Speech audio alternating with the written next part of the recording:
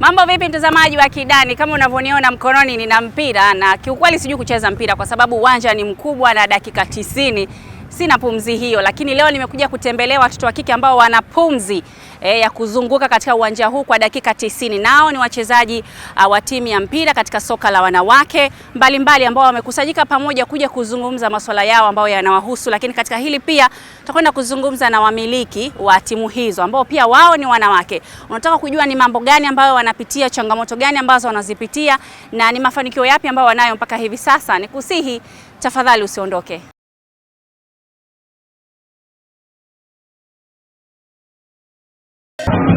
Walitazama tu kwa macho, walisimama katika eneo la pet area kama minazi. Wakati soka la wanawake nchini lilianza miaka zaidi ya 40 iliyopita. Mnamo miaka 1990 likapata umaarufu mkubwa na baadaye mwaka 2015 TFF ikaasisi ligi kuu. Mengi yamefanyika ikiwemo Tanzania kuibuka kimasomaso katika michuano ya kimataifa kupitia timu za soka za wanawake. Licha ya mengi mazuri yanayofanyika, bado soka la wanawake linagubikwa na changamoto nyingi, kubwa ikiwa ni ukatili wa kijinsia na uhaba wa rasilimali fedha. Utafiti uliofanywa na Global Peace Foundation chini ya mradi wa kupinga ukatili kwenye michezo hasa soka la wanawake wa mwaka 2022 ambapo timu 17 zilitembelewa kwa lengo la kuelimisha na kufichua aina za ukatili uliokuwa ukifanywa bila ya wachezaji kujua. Mimi nilifanya tafiti yangu mwenyewe binafsi. Nini kinasababisha wasichana wengi na wanawake wengi wasiingie kwenye michezo, au wakiingia kwa nini hawadumu kwenye michezo? Kwa hiyo nikagundua kwamba kuna hili gepu kubwa sana ambalo lipo kwenye masuala ya uelewa, kwenye masuala ya jamii pia kutothamini wanawake na wasichana kucheza mpira. Kwa hiyo kuanzia nikiwa chuo nilikuwa makamu wa rais wa UDSM pale Daruso.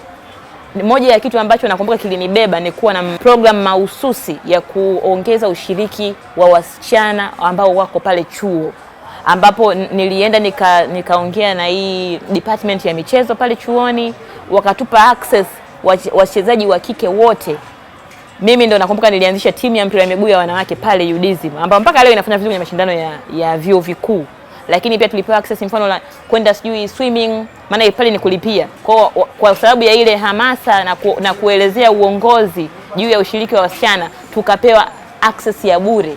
Kwa hiyo mashindano ya swimming wanawake wakawa wanacheza, upande wa football timu ikaanzishwa, tukapewa makocha pale wa kufundisha, upande wa netball, upande wa kukimbia, kote huko tulikuwa tunawafuata wanafunzi darasani, kwa sababu tulikuwa tunaamini kwamba wanafunzi wengi walikuwa wamejifungia tu kusoma, wakasahau kwamba kuna maisha baada ya kumaliza chuo. Kwa hiyo ni miongoni mwa vitu ambavyo mimi vilisababisha niendelee kuwa na hii hamasa kwenye huu mlango wa wanawake na michezo. Kwa hiyo tulipokuja kwenye upande sasa wa soka huku kwenye hiki chama cha mpira wa miguu cha wanawake, ni pale ambapo tulianza kufanya utafiti wa kuangazia kuna kiwango gani cha ukatili au unyanyasaji ambacho kipo kwenye michezo. Ufadhili ule wa mara ya kwanza 2021 tulipata tu hela ya kufanya tu kwenye mpira wa miguu tu. Kwa hiyo nilidhani kwenye mpira wa miguu tulipofanya ule utafiti tukagundua kwamba ukatili wa kijinsia umetaradadi huko kwenye soka. Tukagundua kwamba kwanza hakuna wanawake wengi ambao ni viongozi kwenye soka. Ukianzia kwenye ngazi ya makocha, kwenye ngazi ya timu, 99% ni wanaume. Yaani mwanamke anakuwa pale kama matron tu, tena ile ya danganya toto ndio unamkuta mwanamke. Wanawake wachache sana ni makocha, hata wewe unaweza ukawa shahidi ni wa kuhesabu. Ukija kwa upande wa mameneja ndio hao wanaume. Kwa hiyo tukagundua kwamba kuna gap hiyo, kwamba wanawake wengi sio viongozi. Hata ukija kwenye ngazi hizi za management, ukija ku TFF, ukija ku TWFA, kwenye hivi vyama ambavyo vinahusika na mpira, Tafka, Frati, Tasma, Sputanza, bado ushiriki wa wanawake kwenye uongozi ulikuwa hafifu, na kitu ambacho kilipelekea kwamba hizi changamoto ambazo wanapitia wanawake kwenye mpira zisifike kule juu kwenye ngazi za maamuzi. Kwa hiyo nikaona kuliko kuendelea kupiga kelele huku peke yangu huku na wachezaji, acha na mimi niingie. Lakini ukiachilia hilo, tuligundua kuna changamoto nyingi sana na masuala mengi sana ya ukatili ambayo yako kwenye soka. Tuligundua kuna masuala ya ukatili wa kingono, ambapo tuliona wachezaji wengi wamekuwa wakiona ni kawaida. Yaani yeye kutoka na kocha ili aweze kupata namba, ili aweze kupanga kwenye ile first 11 ni kitu cha kawaida. Yaani anaona tu ni kawaida, yani ana namna nyingine. Kitu ambacho kiuhalisia kama yule ni kocha, kama yeye ni kiongozi kwenye timu, hapaswi kabisa kujishughulisha na mapenzi na mahusiano ya kimapenzi na mchezaji wake, kwa sababu yeye pale ndo mfanya maamuzi. Inawezekana kuna maamuzi mengine akayafanya kwa sababu tu ana mahusiano na binti fulani huko, akasababisha wachezaji wengine labda wasipewe haki zao za msingi kwa sababu wanamtetea huyu ambaye ana mahusiano ya kimapenzi. Na ndio maana haya mambo ya mahusiano kati ya kiongozi, awe kocha, awe meneja na mchezaji hayaruhusiwi kabisa. Lakini kwa wachezaji, kwao hiyo wanaona ni kawaida, sio wote, wachache. Kwa hiyo vitu kama hivyo tumekutana navyo.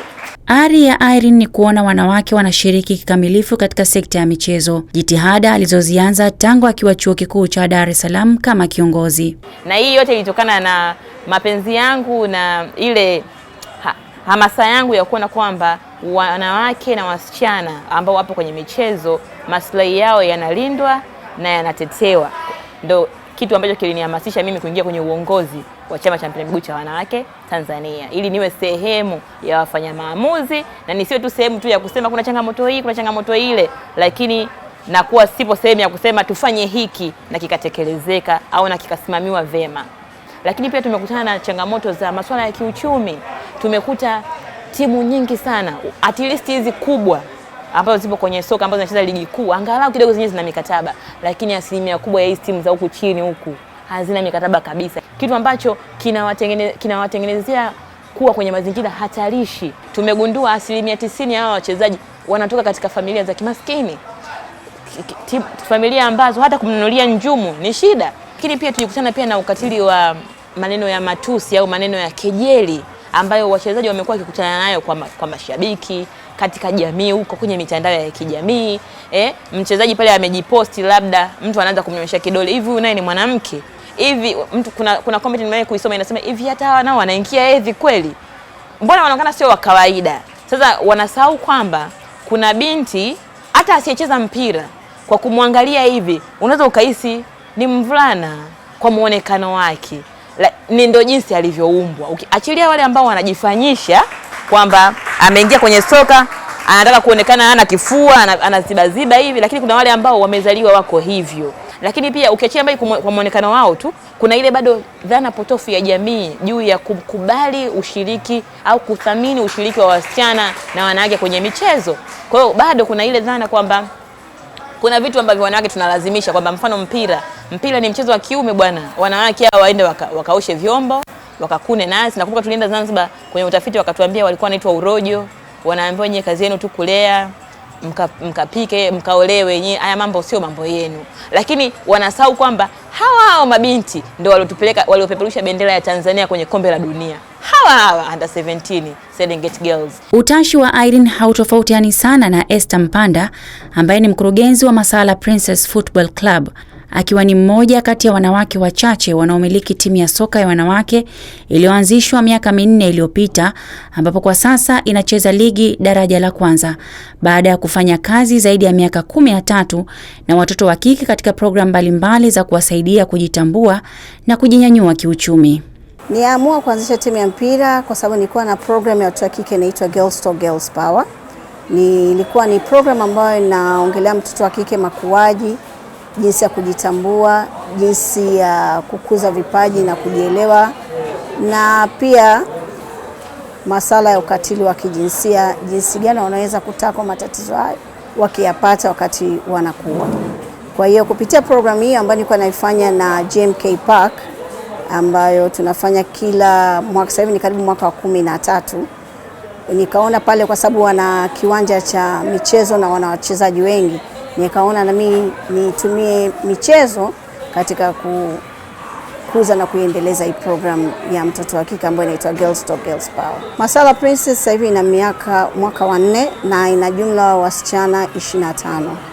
Nina wasichana 25 na ndani ya Masala Princess wana program nyingine inaitwa Back to School. Nina wasichana wawili ambao wako Uganda kupitia Masala Princess ambao wamerudi shule, wanasoma kabisa, wako senior 3 ambao ni kama form 3 ya Tanzania, lakini pia wanacheza mpira. Na watoto wengine wawili ambao wanaitwa, wale wa kwanza anaitwa Happiness Galvas Dafa na Maria Verosi ambao wako Uganda wanasoma, na kuna watoto wengine anaitwa Angel pamoja na Oliver Sanga, wao wako Manjano wamepata sponsorship na Global Peace ya kusoma masuala ya beauty. Kwa hiyo hao ni watoto 4 ambao wako nje, lakini watoto 21 wako, na bado hao tuliokuwa nao pia tuna program ambazo ni tofauti tofauti tunawatafutia katika kujiendeleza nje ya mpira, kwa sababu mpira kama unavyofahamu ni dakika 90 tu, then after dakika 90 hana kitu kingine cha kufanya. Kwa hiyo program yangu pia ya Girls to Girls Power ni kuwasaidia pia nje ya mpira wataishije na kuwa ndani ya mpira, ili wawe mahiri, ili waweze kufanikiwa watakuwaje. Mapenzi ya soka kwake yalianza mbali zaidi kama ilivyo kwa wengi wao. Licha ya changamoto zilizopo, anatamani ndoto ya kila msichana anayependa mpira iweze kufikiwa. Changamoto zinakuwa gani? Ile tu mtazamo. I would say mimi nitatamani makocha wengi, ningetamani wanaume tunawahitaji sana. Hatuwezi kusema tutaenda bila wao. Lakini ningetamani makocha wengi wawe wa kike, kwa sababu changamoto tunazozipata ni kama wewe unajua mtoto wa kike anaweza akaenda kwenye hedhi, lakini akiwa yuko kwenye mechi kocha atampanga, yeye atashindwa kumwambia. Lakini angekuwa yule kocha ni wa kike, angeweza kumwambia madam, mimi leo niko kwenye masuala fulani, lakini atatoa sababu ambazo sizo za kweli. Alafu anaweza kuonekana mvivu, akaonekana mjeuri, lakini kumbe tu ni kwa sababu amekosekana mtu sahihi kuwepo pale. Kwa hiyo mimi ninachoona changamoto ni kwamba tunahitaji wanawake zaidi kwenye soka la wanawake. Wanaume wawepo kwa sababu tunauhitaji, hatuwezi kufanya kazi wenyewe, lakini wanawake pia namba iongezeke. Itatusaidia kufanya kazi zetu kiurahisi, tutapunguza kujieleza sana, tutapunguza mambo ya kuona tunaonewa, tumepewa nafasi chache, lakini naamini soka la wanawake lina nafasi nyingi sana ambazo wanawake wangeweza kuja ili kutusaidia kusukuma ile gurudumu. Kadiri ya kijinsia michezoni hakubaliki.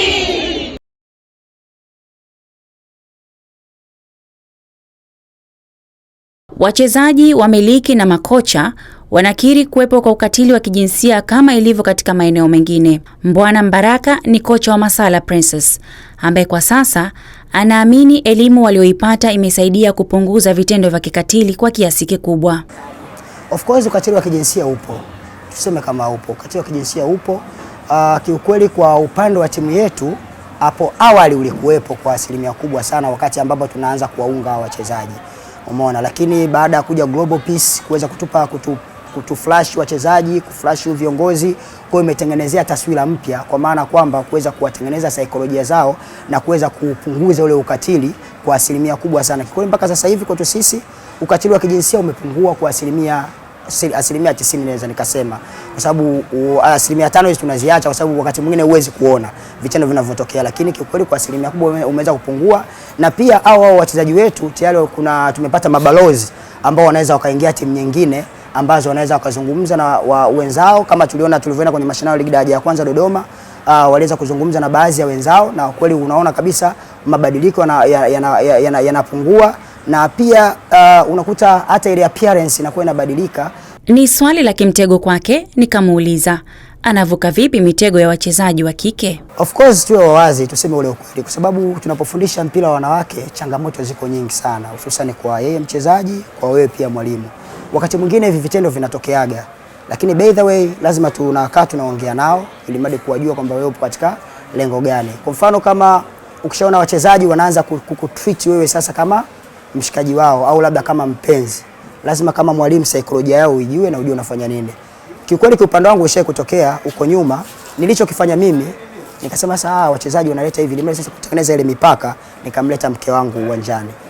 Umeona, nikamleta wife uwanjani ili mradi wajue kabisa kwamba kumbe mwalimu jimbo hili limechukuliwa. Kwa hiyo lazima tukienda pale tuende kwa tahadhari.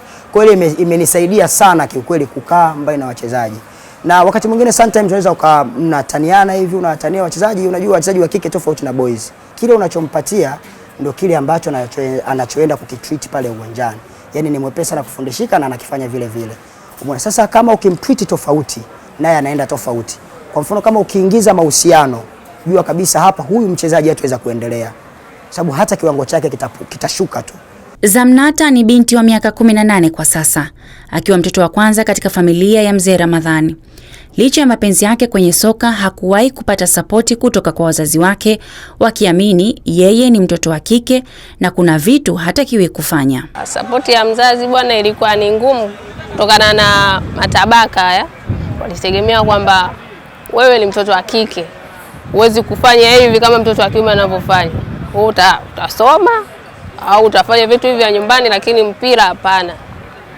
Utafanya shughuli za nyumbani tu, lakini mambo ya kujihusisha na mpira ilikuwa changamoto kidogo. Mapenzi yake kwenye soka tangu akiwa mtoto yanamfanya kuendelea kusimamia misimamo, huku akiamini ipo siku atatoboa, licha ya jamii kuwa na mtazamo tofauti juu ya watoto wa kike walioko katika sekta ya michezo. Changamoto ninazokutana nazo mimi kama mtoto wa kike, cha kwanza ni kukatishwa tamaa.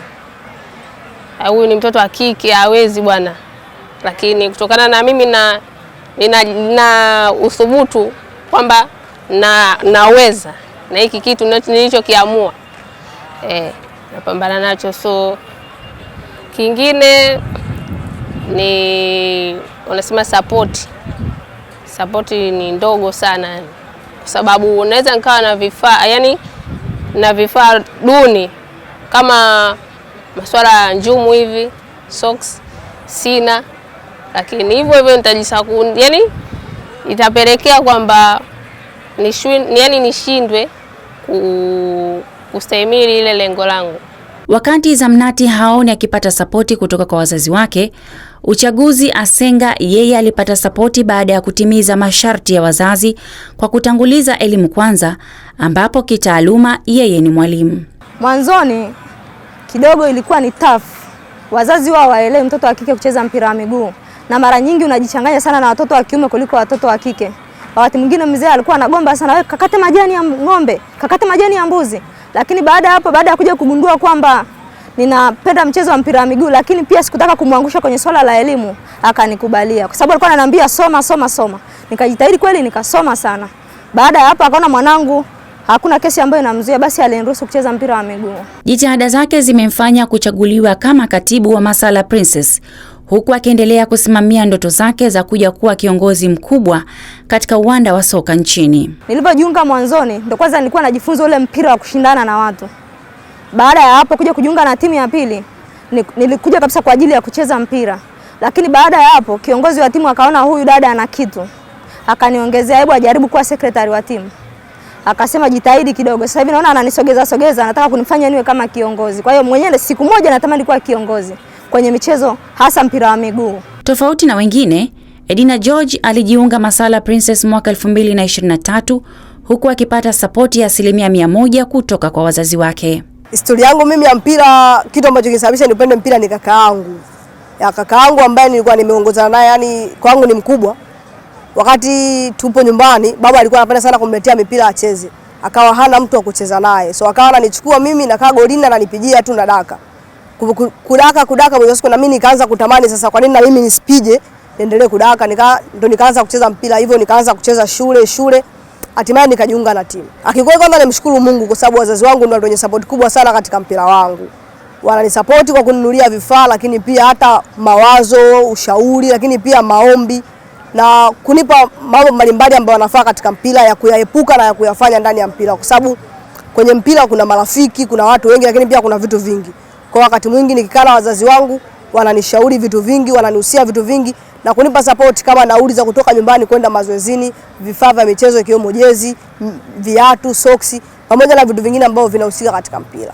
Muonekano wa kike ni moja ya kampeni inayopigiwa chapuo na mkurugenzi wa Masala, kocha na Global Peace Foundation kuwafanya wasichana wabaki na muonekano wa kike licha ya kuwa wanacheza mpira wa miguu. Ambacho kilinivuta kuingia kwenye soka la wanawake ni ule mtazamo wa kusema ni mchezo wa kiume. Kwa na mabinti wengi wakawa wanakuwa kama wanaume hata ukiangalia kwa mtazamo. Kwa sikupenda ile, ninayopenda mimi iwe sura ya kike, kwamba mtoto wa kike mzuri anacheza mpira na akubalike kama mtoto wa kike. Kwa hiyo pia katika project yangu ni vitu ambavyo tunawafundisha kujikubali, kwa sababu naamini ukijikubali wewe, kama mimi nikijikubali kama Esther, nikawa kama Esther, nina uwezo wa kufika mbali kwa sababu najielewa. Lakini nikiwa Esther alafu na act kama Juma, nitachanganyikiwa kwa sababu sitojua jinsi ya kuact in a proper maana in a proper place. Kwa hiyo hivyo ni vitu ambavyo najitahidi sana kwa wasichana, hasa kwenye timu yangu, I would say kwamba wabadilike, wawe wao, na wakiwa wao watajitambua na kuelewa nini wanachokitaka, kwa sababu mimi naamini sio lazima atoke tu kwenye mpira. Inaweza kuwa mpira ni kama njia ya yeye kuonekana na kufanya kitu kingine kwenye maisha. Kwa mfano kama hao ambao nilikwambia wanafanya mambo ya beauty, amekuwa kwenye mpira lakini akachukua kufanya kwenye beauty. Kwa hiyo ana option kwamba amue aingie kwenye mambo ya kuwa makeup artist au aendelee na mpira wake. Kwa hiyo tunafanya darasa, na pia hata mgeni anapokuja kwetu sisi amekuja na mavazi ya kiume, kwanza tunaambia lazima aje na mavazi ya kike. Akiwa mbishi sio kwamba tunamfukuza, kwa hiyo tunamcancel. Umeona, tunakaa tunazungumza naye, baada ya muda kadhaa unamuona na yeye anaanza kubadilika, na pia tunatoa gift. Kwa mfano kama mchezaji anafululiza kwa kuja na nguo za kike kwa wiki nzima, kwa anapata zawadi. Kuna kipindi fulani tuliweka mchezaji bora wa mwezi, tunatafuta mchezaji bora wa mwezi. Yule mchezaji bora wa mwezi tunaenda tunamfanyia makeup. Unajua ilikuwepo ni process kidogo, wachezaji wengi walikuwa hawataki. Siku ya kwanza tunaenda kufanya naye makeup, mtoto alivotoka tu pale ndani akafuta makeup yote. Umeona, hataki kabisa, lakini baadaye tukaweza kuzungumza nao na tukamwonyesha picha, ona ni msichana, angalia ulivyokuepo hapa na ulivyokuepo awali, inabidi ubadilike uwe kwenye muonekano mzuri. Na baadaye unahitaji wewe uwe na familia mbali na mpira. Kwa sasa huwezi kuwa na familia ukiwa na muonekano huo. Hamna mwanaume ambaye atakayokuja kukubali. Sasa hivi unaweza ukasema utaki kuwa na familia, lakini baadaye itakulazimu lazima uwe na familia. Kwa lazima ubadilishe muonekano wako, na kweli tuliweza kufanikiwa kwenye hilo. Mpaka sasa hivi tumefanikiwa na tunaona sasa hivi wachezaji wengi wana muonekano wa kike na wanajitreat wao kama wanawake. Rehema ni mtaalamu wa urembo na vipodozi mwenye zaidi ya miaka 25 ambaye anaamini bado kuna umuhimu wa wachezaji wa mpira wa wanawake kupenda urembo na kuwa na haiba ya kike. Fikiria sana kwa timu ya wanawake, naona wengi wamejiweka kama wanaume, yani hawajielewi kama wao ni wako ni kina nani. Kwa hiyo nimeamua kuwa niwafundishe, niwahamasishe wa timu za wanawake waweze kujua pia wao ni wanawake, kwa sababu wanatakiwa pia wapendeze. Kwanza kabisa wanatakiwa watunze ngozi zao. Ngozi ni muhimu sana watunze, kwa sababu wao wanacheza juani. Kwa hiyo wanatakiwa wafanye vitu gani ambavyo vinatakiwa vilinde ngozi, kwa sababu baadaye ukishakuwa watu wazima ngozi zitakuwa na, unajua ukiwa na ngozi ikiwa mbaya unapata maradhi tofauti kama vile kansa. Kwa hiyo inabidi tuwahamasishe, tuwaelezeni kitu gani ambavyo wanaweza kupaka. Kuna vitu ambavyo vinaharibu ngozi vya chemical na vingine ambavyo vinavolinda ngozi. Kingine tunatakiwa wale vitu vya vitamini, wale vitu vizuri ambavyo vitawafanya wao yani wapate afya nzuri ili waendelee kucheza vizuri. Na pia nywele zao pia zinatakiwa ziwe nzuri. Wanaweza wakavaa wakasuka rasta, wakafanya kitu ambacho kinakuwa kisafi. Hata mtu ukionekana kweli unaweza huyu ni mwanamke lakini ni mchezaji mpira wa timu wa mpira wa miguu. Kwa hiyo inakuwa ni vizuri zaidi pia wajielewe. Na kingine cha muhimu pia ni wajifunze. Tunawapa training ambazo waelewe. Yani hata wao wakiwa nje yao wanaweza kujitambua, kumbe wao wanaweza kupendeza wakifanya vitu fulani hivi vya urembo, wakijipendezesha. Na hata akienda outing wanatakiwa wafanye kitu gani. Maana mtu anaweza kwenda sehemu kavaa nguo ya kike lakini muonekano wake unaonekana kama mwanamume. Mimi swali langu lilikuwa ni moja tu. Ni lini nitawakuta wakiwa wamejipamba kwa aina ya urembo wanaopenda ili nione kama jitihada zimezaa matunda? Of course, yanitegemea hilo. Next time utanikuta nikiwa mtu mwingine kabisa. Nitasuka. Unajua bwana, sio vibaya, lakini bahati mbaya unajua wazazi wanatoboaga watoto masikio wakiwa wadogo. Sasa mimi wamenikuza bila kunitoboa masikio. Hiyo ni bahati mbaya, lakini pia nilikuwa na dread kichwani nimezitoa kidogo. Ila una mpango wa kuendelea kubadilisha muonekano? Kabisa. Kwa ufupi mimi kwenye upande wa makeup sifuatilii, lakini muonekano wangu unanitosha kwamba mimi ni mtoto wa kike. Siwezi nikajiproud kwamba eti mimi ni mtoto wa kiume kwa sababu eti nacheza mpira. Hamna, mimi ni mtoto wa kike, nitabaki kuwa kike. Lakini ningependa kuwaita wanawake, na mimi nafurahi nikiona wanawake tunaongezeka kwenye soka la wanawake, kwa sababu tunahitaji wanawake ili kutengeneza sura ya mwanamke katika soka la wanawake. Na mtazamaji wa Kidani, tunamaliza hivyo siku ya leo. Unajua ni rahisi sana kumtupia lawama mchezaji kama wewe ndio unaangalia mpira, lakini ukiingia uwanjani jasho lake si la kitoto. Na nimemaliza hapa leo kama vile kipa. Unajua kipa akikosa lawama zote zinaenda kwa kipa kwamba mbovu. Lakini umesikia story nyingi sana za wasichana, namna ambavyo wanakutana na changamoto nyingi na namna ambavyo wanaweza kuzitatua na ndoto kubwa walizonazo. Kwa hiyo ni juu yetu sisi kama wananchi, kama taifa, kama serikali kwa support ili waweze kutimiza ndoto zao. Tunaamini kwamba wanaume pia wanatakiwa kuwepo na wanawake pia wanatakiwa kuwepo katika soka letu hapa Tanzania. Michezo ni burudani. Asante sana kwa kuangalia Kidani, mpaka wakati mwingine. Kwaheri.